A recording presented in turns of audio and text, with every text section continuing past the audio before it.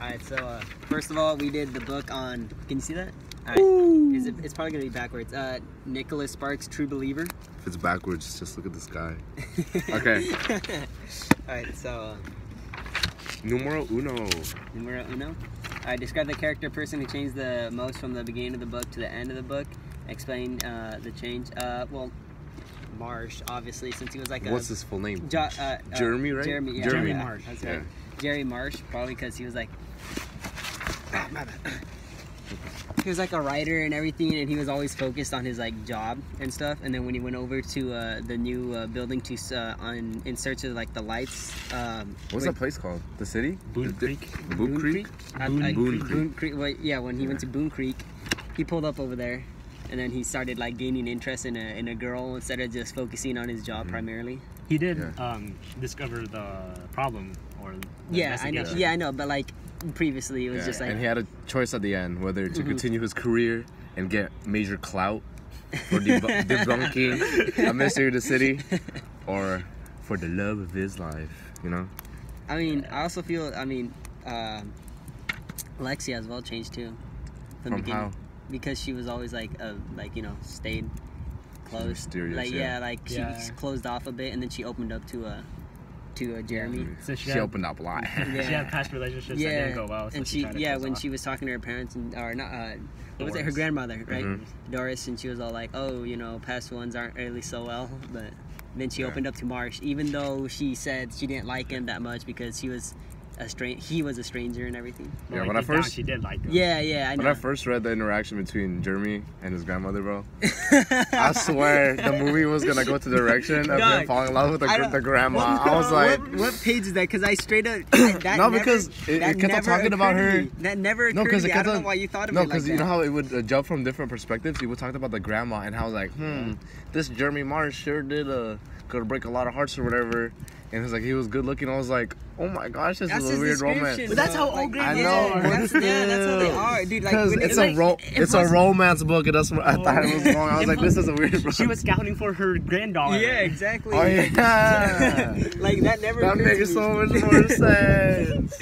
I don't see how you thought there was gonna be a romance between. Because it's romance. I thought because romance books, That's what I think about romance books. Like as soon as they introduce, that's what's gonna happen. I didn't know who it was until what's it called, when he was in the library. I thought Lexi was gonna try and fight over him with his grandma. No, straight up. Like when we first met Lexi in the cemetery. Yeah. I was like, oh, it's just some random girl. Because like in the beginning he said that he spotted someone. I thought it was a crackhead. Yeah, he's like, oh. Dude, that's what I thought. Because it was like she didn't say anything. She smiled. She got the walking. I was like, that's a crackhead. She said one thing. She's like, women like people who don't stare or something like that. Yeah, she said something like that. I thought it was just something random. random. He said, why are you going? Why are you wearing that? Whatever. No, but like in the very beginning, remember it's all like, oh, he spotted an attractive girl in the crowd or something like that, but then she never came up again. So I thought it was just gonna be like that. But then when she came back again in the library, I was like, oh, it's gotta be her. It's gotta be her. And that's what I changed. They started interconnecting everything. That's when I knew it was actually Lexi, when he said that she actually liked it and how he just started describing her so much and in detail. Yeah. Okay. Author's purpose. It's just a romance novel. Yeah, it's just a romance novel. It's for people who like romance. 2 and 3 kind of go together, yeah. I mean, there's a more reading. The title "True Believer." Well, Jeremy didn't believe in superstition or miracles or anything. That's why he was a debunker. Yeah. But since Lexi's grandmother Doris and her parents were diviners. Diviners. Yeah, they could read people's souls or whatever. One of them could read minds, right? Cause, but it wasn't Doris. Yeah, Doris was she could see pockets. Yeah, her mother. She said her mother could read people's mind. I think because when she was trying to do it to Jeremy, she was all like, "I'm not as good as my mother" or something like that. Yeah. But then Doris can also tell the sex of the baby before it's born. Oh yeah, that too. Yeah. I mean, it wasn't something big, but it was she can tell her water. Yeah, it was enough. It was enough. Yeah. All right. Now, 2 real-world connections to the book. Well, there's heartbreak. Well, we already did that into the it's together. We talked about the purpose. Yeah, the intended audience would just be people who like romance and cliches, because there's a good amount of. This is just like us. We love romance. We did this just for fun. We did this for romance. Okay, next, 2 real-world connections. Normal life, some people. I can make a connection to myself. Yeah. kind of embarrassing, but like it's all right, man. I'm in a long distance relationship. My girlfriend's in Washington State. Ooh. Shut up, dude. But like, I always go up there to like just spend time with her and just drop whatever's happening down here. Just so like, yeah, it's too far. So like I guess you know what I mean? Like I'm kind of like Jeremy, I guess. Yeah. But like not everything is. And she's stuck at the lighthouse, and you're just stuck at doing your job. Yeah. Yeah, I guess it's. And then I could connect it to my coach, cause remember, Estrada. What about him?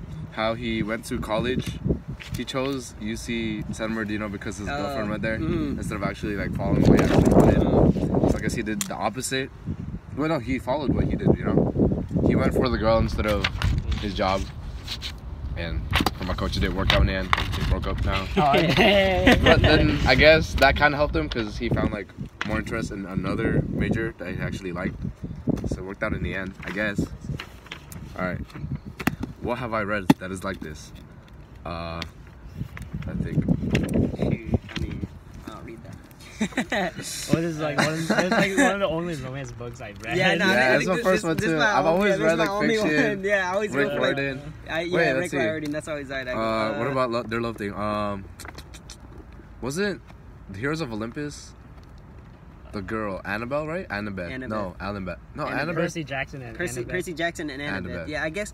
Well, we could kind of, if we're gonna go that far, we could connect it to Percy Jackson being Jeremy and then Annabeth, because like in the very beginning, the very first one, remember she didn't really like him. Well, I feel like that's like everybody. Yeah, that's like. I mean, that's how they were too. That's I don't know, but like, it's then we could connect it how like how in other books there's the guy and then like the girl. And then like maybe and the girl's more established than the guy. Yeah. And then they're like they're not like attracted to them at all, but like then they go and like they learn more about each other, and then they find out like, oh hey, I like you by the way, like through an adventure. Yeah. So I guess that's kind of, I mean, it's a like, bit of a reach. Jeremy Marsh. Kind of get there. It's also like how Jeremy Marsh went to like, well, I don't know. I was gonna say how like Percy Jackson, he didn't really know about the demigods or whatever, and Annabeth knew. I guess that's a connection. How like the woman helped out the guy. The women are the smart people. Yeah. I guess. And the guys just go after the guy. Yeah, I was like, yes, woman. Yeah. Oh my god. You guys, what are closing statements? How do you guys feel about this book? I mean, it's a book. It's pretty.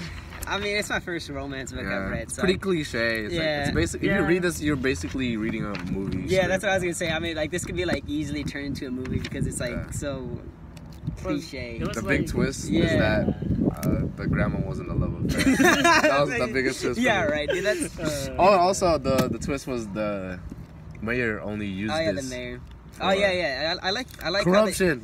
That's a connection. Yeah. Oh, corruption. To real world. Corruption in the world. I'd go back. Yeah, because he was trying to use what's it called? He was trying to use Jeremy for more money and stuff like that. So he was trying to like popularize the town to get more people to come in. Right, there we go. That's a good connection. We need one more for reading at least because our connection was pretty weak. I came up with it. So no. Okay. No, I'm just saying. Who's that? Someone. Dharielle, you look like you're about to say something. I'm trying to think. Wait, all right. That is all for our outside reading. We could not come up with one extra connection. Should we come up with a final rating of this book? A rating? Oh, I give this. It'll be my first. I give it a. Because it gets boring sometimes. Yeah, it was pretty boring. It gets repetitive. It had a lot of information. Yeah. I mean, I give it a 7.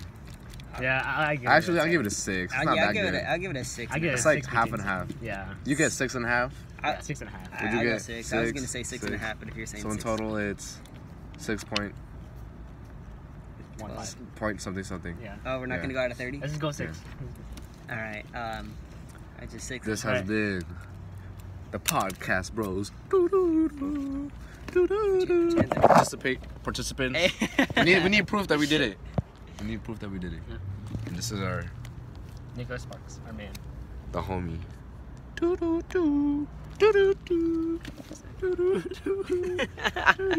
That's enough.